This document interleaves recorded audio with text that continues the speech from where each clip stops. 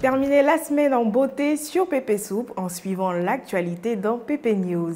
Bonsoir à tous.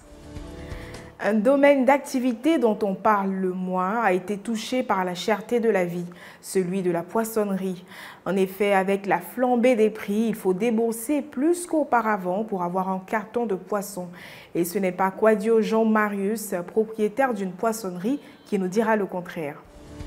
Le frère Quadio Jean-Marie est le gérant d'une poissonnerie située dans le jardin public de Dembocro.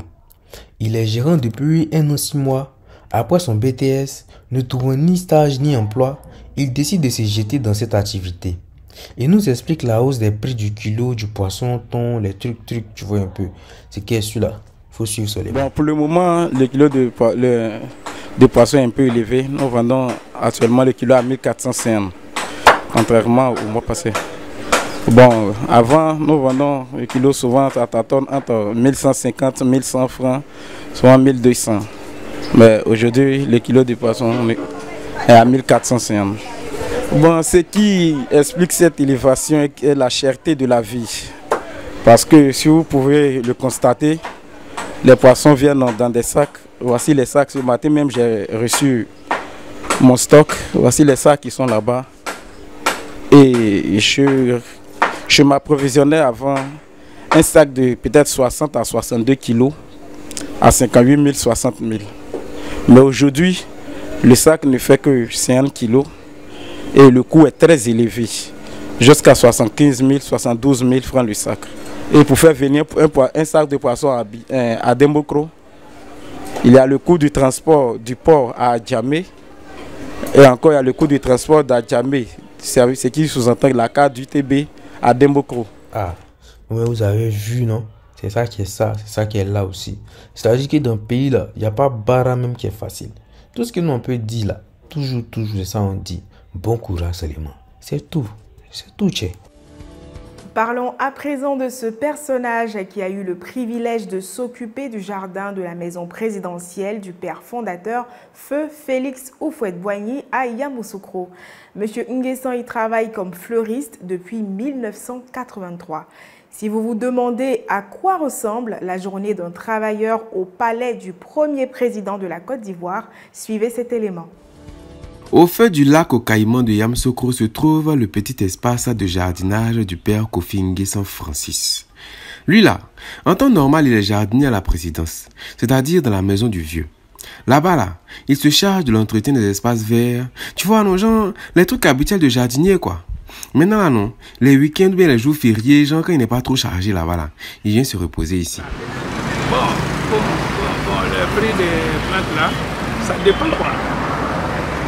Bon, comme ceux-là, c'est 400 francs, mais quand tu veux prendre beaucoup, tu peux faire des réductions. D'accord. Quand tu veux prendre un là, c'est un petit coin. Je vais devenir ici un peu. D'accord. Donc, est-ce que vous avez des enfants qui font le même travail aussi, bien c'est pas des proches qui... Les enfants, s'ils sont en vacances, ils viennent apprendre un peu. Et parmi eux, est-ce qu'il y a... Je veux ça. Parce que bon, aujourd'hui même, ça soit en Europe, il y a des gens qui sont spécialistes pour les fleurs. Donc, aujourd'hui, si un de mes enfants a pris ma classe, je vois que c'est mieux. Parmi les lessives en poudre qu'on dénombre sur le marché ivoirien, les plus connus sont Omo, Nil et Dofi. Certains consommateurs font le choix de leur lessive en poudre selon de nombreux critères. L'efficacité à enlever les taches ou encore le parfum des lessives oriente généralement les consommateurs. Andrea Cové, elle, a choisi Omo. Découvrons pourquoi dans ce reportage. Je dis où? C'est quoi votre technique pour que le linge sale devienne bien propre? Vous utilisez quelle poudre à laver?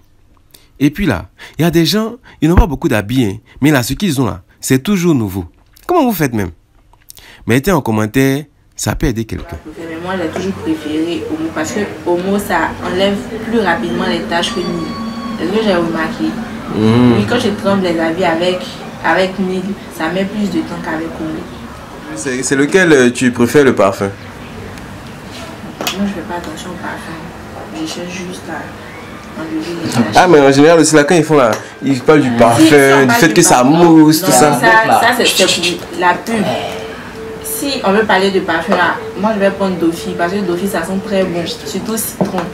Parce que ma maman aime utiliser parce que le parfum là, vraiment quand tu finis la lessive, ça reste dans les habits. Ça fait que ça sent bon.